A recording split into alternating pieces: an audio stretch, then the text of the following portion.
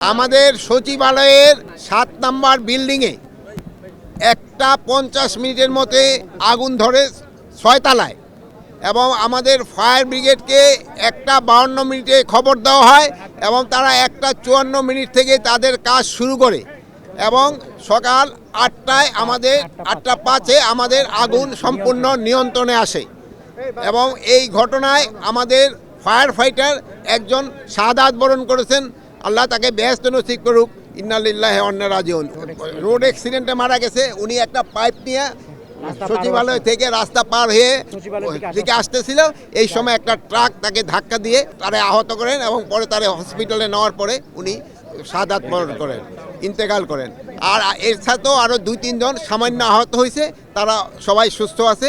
আমরা এখন ভিতরে কি হচ্ছে তা আমরা ভিতরে দেখব এবং পুরা সার্চ করার পরে কোনো কিছু পাওয়া যায় কি না আমরা আপনাদের জানাতে পারবো।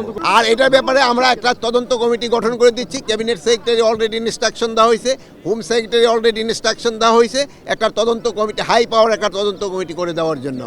এটা ইনভেস্টিগেশনের আগে আমি তো বলতে পারবো না, ইনভেস্টিগেশনের পরে আপনাদের আমরা জানাবো। আমরা জানছি যে ৭ নম্বর ভবনে আগুন লাগছে, এইটা শুনে আমরা দৌড়ে গেছি, যাই দেখি যে ফায়ার সার্ভিসের কর্মীরা তারা আগুন নিবানোর জন্য ব্যস্ততা আছে।